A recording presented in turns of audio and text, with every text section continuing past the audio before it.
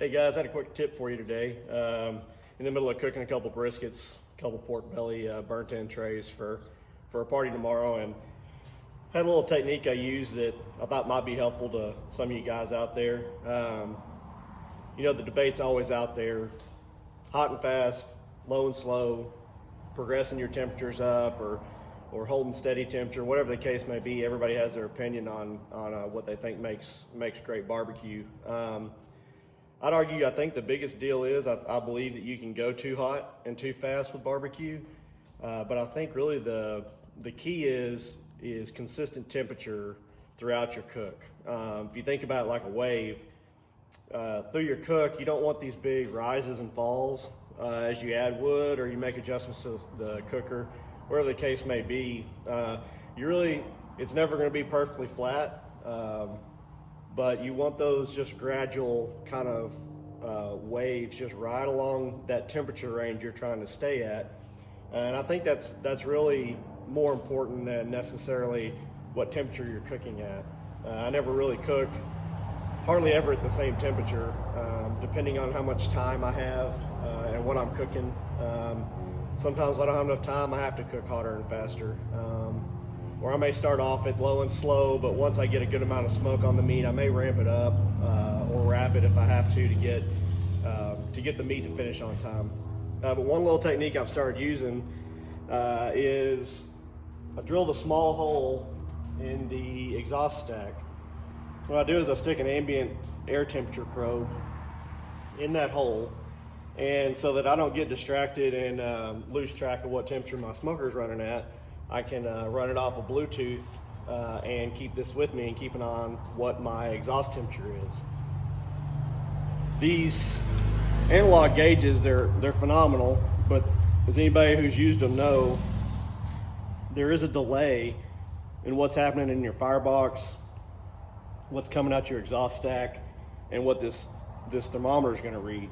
It takes a while for these to adjust. Sometimes you may need to make a change and you're just not sure, is it gonna do what you want it to do? So this is a really helpful technique I've started using that gives you almost instantaneous feedback as to what adjustment you just made and what it's gonna do to the temperatures in your cook. And also it helps a lot because it helps you recognize when it's time to add more wood, so that you don't get those big drops. Because if you're watching these analog gauges and all of a sudden you look over there and you were trying to cook at 250 and all of a sudden this analog gauge is at 225, well, it's taken a while for that gauge to drop to that temperature. So there was probably 15 minutes ago you needed to add wood to stay up and have that smoother curve we've been talking about. So this just helps you have a quicker response to when it's time to add wood, and also to know quicker as to what's going on with your adjustments. So what I did was, like I said, this is a ThermoPro or ThermoWorks, I believe. Yeah, ThermoWorks X4. It's got a Bluetooth remote for it. Holds 4 ports. I don't really use ports or temp probes in my meat. I'll just cook. I know about what time I need to start checking temperature, and I use just a handheld because I'm usually having to check multiple things. But I'll stick that ambient temperature probe in that little hole, and what it's reading is it's giving me exhaust temp coming out the stack. And I can compare that to my analog reading, and what I can do is I can keep an eye on what the smoker's doing. So like for example, right now I've got 270 degrees 268 degrees of gas flowing out that exhaust stack. Right now my smoker's set at just under 275 on the analog gauge. So everything's going good. Well, I can keep an eye on this, and when it's time to add wood, you'll start to notice the exhaust temperature dropping. You look at the analog gauge, it'll still look like everything's fine, it's going good, whatever. It hasn't adjusted yet to the decreasing temperature in the cook chamber.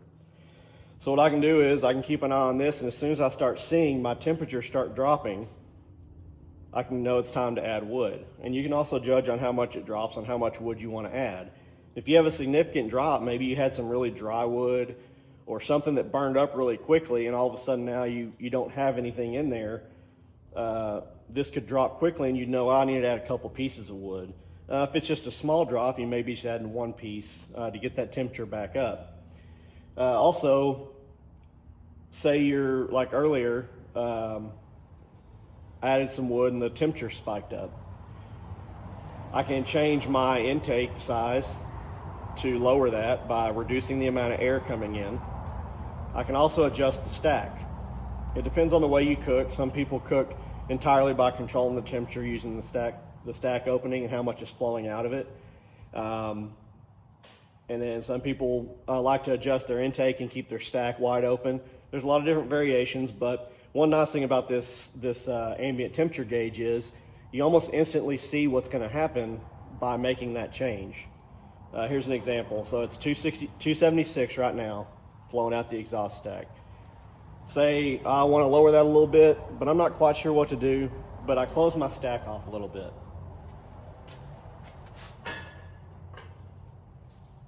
So I've closed my stack off. If I didn't have this, I would just have to wait for 20, 30 minutes to see a change on this gauge. If I didn't make the right change, that could be 30 minutes where this temperature is continuing to climb, and now I'm even hotter than I wanted to be, and I've got to make an adjustment to get it back down. Now we're seeing those big spikes and drops in the temperature, which is not really what we want. But the nice thing is with an ambient temperature gauge, like right now it's holding 276. Say I open my stack all the way up. Pretty quickly, almost immediately, you'll start to see a change. My temperature's already jumped 277. It's climbing steadily, 277, 278. So by opening that stack up, I'm actually raising the temperature in this scenario, which is maybe not what you wanted to do at the time. Or if it was low, it might have been, you may have wanted to raise it. So this gives you a really good instantaneous result for what you're doing. And this is helpful too, because the more you cook like this and the more you see what your smoker does, when you make adjustments, it just becomes more automatic. As soon as you know it's low or high or it's getting too hot, you know that, oh, I could just crack this, move this stack a quarter closed and it's gonna reduce the temperature, and you're gonna be just much more efficient in making your adjustments. So you can see it's already up to 283. So I can just crank my stack back just a little bit where I had it. It'll settle right in. And then, right now my temp gauge is still showing 275. My exhaust temperature is 288. So you can see there's about a 13-degree difference just because this takes time to warm and cool to adjust the temperature.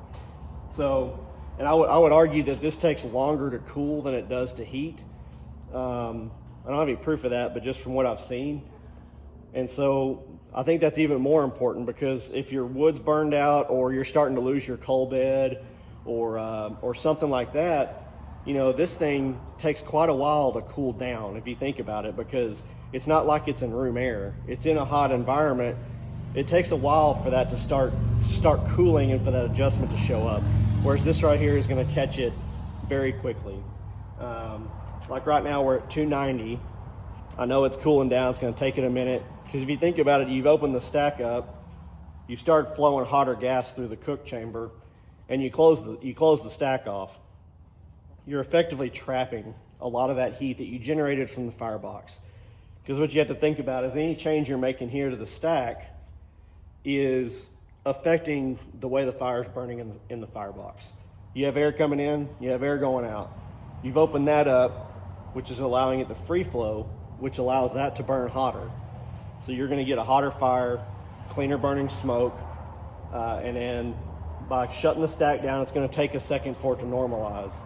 So like right now, it's dropping to 288, and after a few minutes, this is gonna continue to drop and settle. Like I said, this is just a little tip thing I came up with that I find very, very helpful, and it really does help improve your barbecue, because it just gives you instantaneous feedback as to what you're doing, what the cook's looking like, and helps you maintain a very stable and consistent temperature, which I think is probably one of the most important parts of elite level barbecue. So anyways, I hope that helped, and we'll see you on the next video.